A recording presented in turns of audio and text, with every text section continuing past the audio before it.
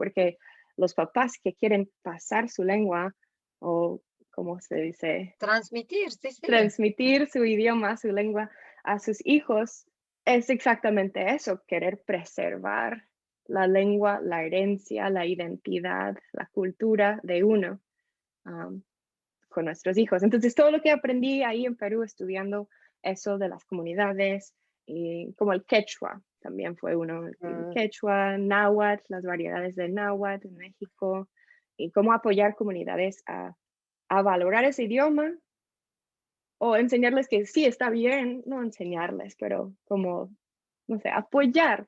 Sí, Sí, está bien sí. que sigan con ese idioma Sí, sí, y motivarlos. motivarlos y también hacer como un tipo vínculo con los gobiernos de, oye, gobiernos de cada país, hay que valorar estos idiomas, hay que preservarlos, hay que...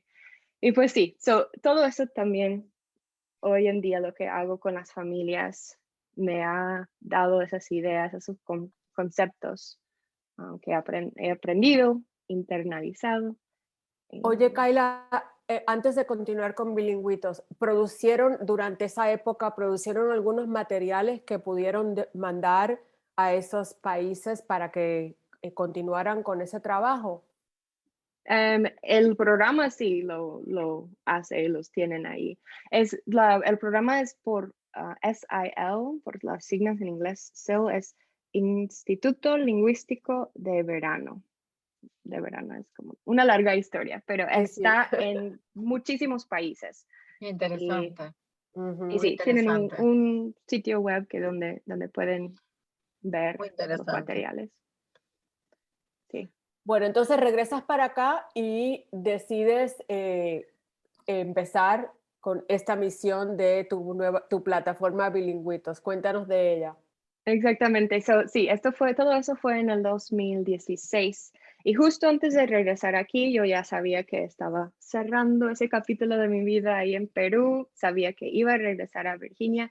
Entonces iba a buscar, o empecé a buscar trabajo. Necesitaba un trabajo cuando iba a volver.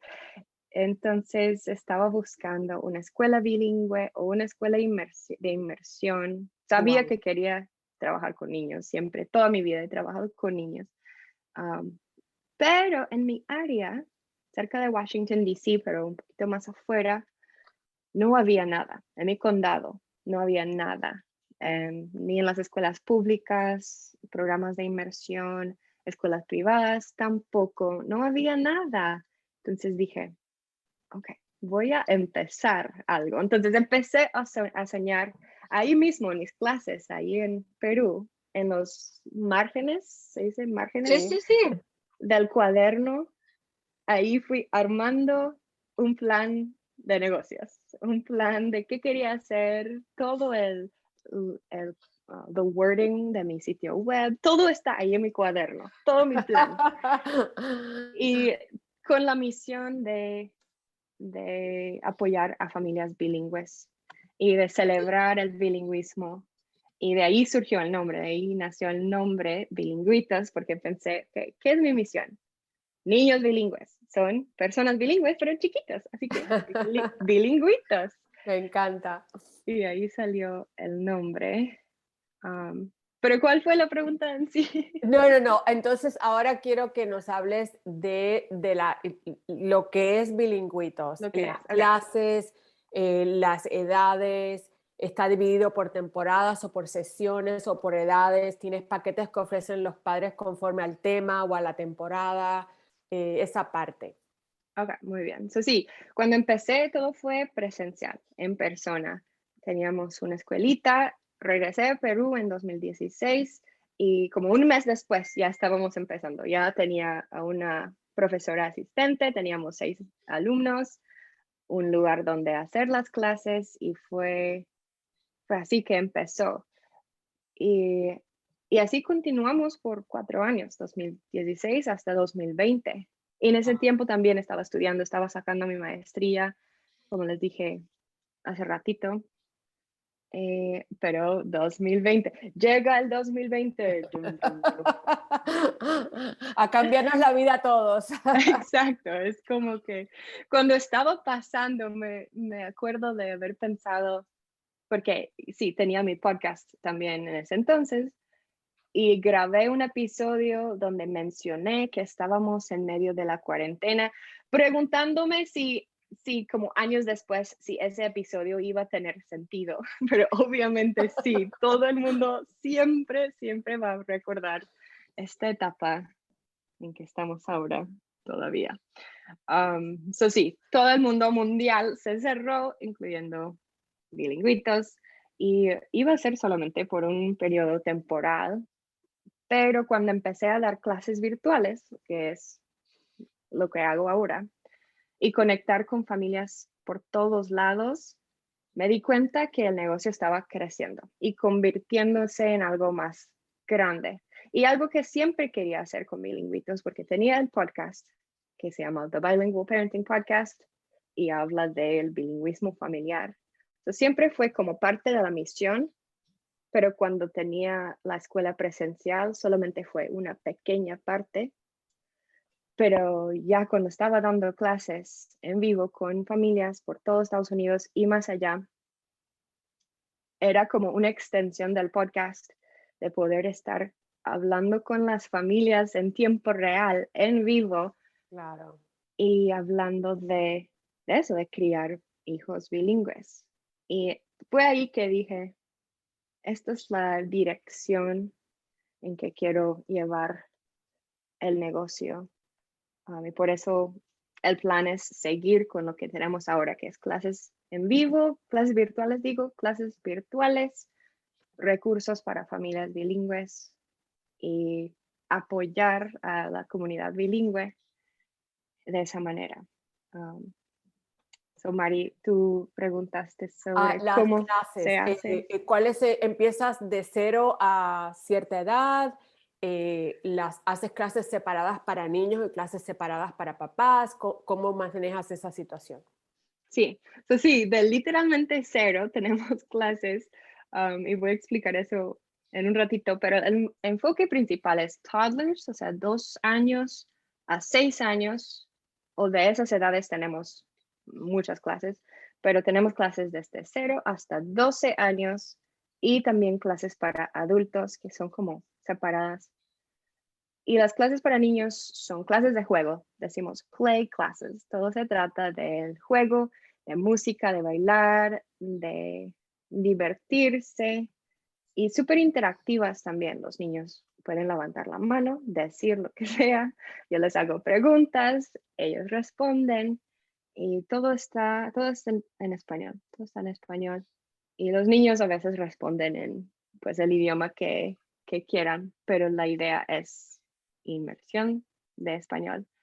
Y ahora las clases para 0 meses a 2 años y medio, obviamente un bebé no está participando de esa manera. Claro. Entonces, las clases para los bebés son más para los papás, pero pueden tomar las clases con el bebé ahí. Porque hay muchas clases, creo que son para adultos y la mamá tiene que programar una hora de su día donde no está con el bebé. ¿Y cuándo pasa eso?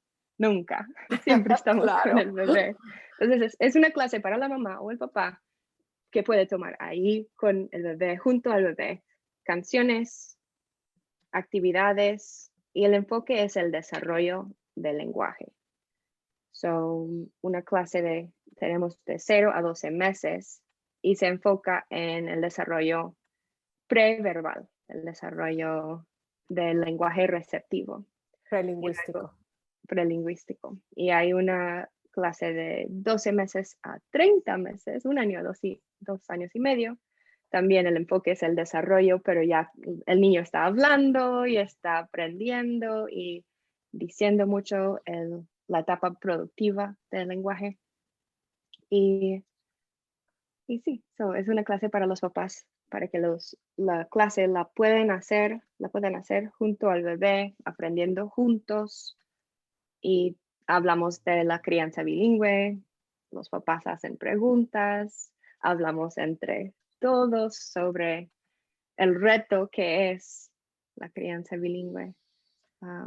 Me encanta porque le das la oportunidad al bebé de escuchar los sonidos, las palabras, o sea, todo ese tiempito que están ahí los papás con el bebé está adquiriendo toda esta información, aunque pensemos que no, pero sí.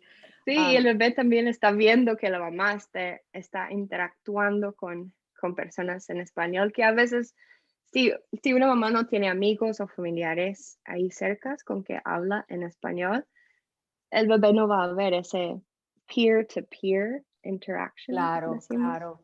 Oye, Kaila, ¿la mayoría de tus padres son como tú, no nativos, o tienes la mitad y la mitad? Yo creo que, eh, no sé si exactamente el porcentaje, pero casi todas las familias que toman las clases son familias ya bilingües. Ah, So, no sé, depende. A veces es el papá que es el el hablante latino. nativo, a veces es la mamá, a veces son los dos, a veces no es ni ninguno, pero son fluent, que hablan con fluidez. Es como una Una mezcla. combinación, ya, una mezcla, pero sí, el enfoque es familias bilingües. No estoy diciendo que no haya, porque sí hay niños que empiezan con nosotros que no saben nada de español y los papás tampoco, pero es un porcentaje muy pequeño. Ujú. Casi todos vienen ya con alguna experiencia, hasta niños que ya hablan con fluidez. Tenemos clases específicamente para ellos, para que hablen con sus amigos en español, para que vean otros niños que también hablan español. So sí, muchos papás nativos o que ya hablan con fluidez. Kaila, te iba a preguntar un poco más sobre el podcast, si tenías ganas de contar un poco más. ¿Lo seguís haciendo? Sabemos que está en inglés, ¿lo seguís haciendo? ¿Cómo va eso y qué temas son por lo general los que vas cubriendo? Sí, sí. Todavía lo hago, pero muy gradual. Yo hago un episodio cada unos meses. am, Porque de hecho cuando empecé el podcast, ese mismo mes fue cuando me di cuenta que estaba embarazada de mi hija, que ya tiene 2 años. Entonces fue, fue una idea que tenía, pero después la vida que se me complicó un poco. Pero sí lo hago y tiene muchos episodios que se tratan de del plan lingüístico familiar y de las estrategias diferentes de criar hijos bilingües. Um, yo sé que ustedes han hablado de eso, de one parent, one language, un padre, una lengua minoritaria en casa. So, hay un episodio para cada de esas estrategias y hay entrevistas también. Pero sí, lo hago como muy, Sí, mujer, muy. porque ¿cómo sacas el tiempo? Yo no sé, está súper. Esto de las redes sociales es un segundo trabajo, como sabes. Sí, es tiempo, es un trabajo de tiempo completo manejar un Instagram, Sí, definitivamente. totalmente. Pero qué bueno porque es algo que se puede, bueno, que siempre está vigente y bueno, lo dejaremos en la descripción Gracias. el nombre, el link para que te puedan seguir, por supuesto. Sí, gracias. Kaila, quería que nos hablaras un poco sobre tu experiencia como mamá no latina, criando una hija bilingüe, porque muchas veces pues, vivimos en otro país y estamos tratando de aprender, por ejemplo, a mí el francés y tratas de comunicarte en ese idioma y hay gente que te mira y te dice, como si te están diciendo con la mirada, ni vayas por ahí que no lo sabes hablar o algo así. Ujú. ¿Te has sentido juzgada en el área donde vives? ¿Te has sentido que no has tenido apoyo? Sobre todo ahora con la nena que tiene 2 añitos ya. Cuéntanos de esa experiencia que has tenido. Como no nativa, sí. So, creo que no dije al principio, pero mi esposo es de México y él y yo siempre hemos hablado en español desde que nos conocimos. Él se siente mucho más cómodo hablando español, aunque su inglés es muy, muy bueno. Y por eso siempre hemos usado español entre él y yo. Cuando nació mi hija, fue como una extensión de eso, muy natural. y vamos a seguir con eso de hablar español en casa, hablar español como familia. Pero sí, hay una parte de eso como un hablante no nativo que tenemos, no sé si se dice igual en español,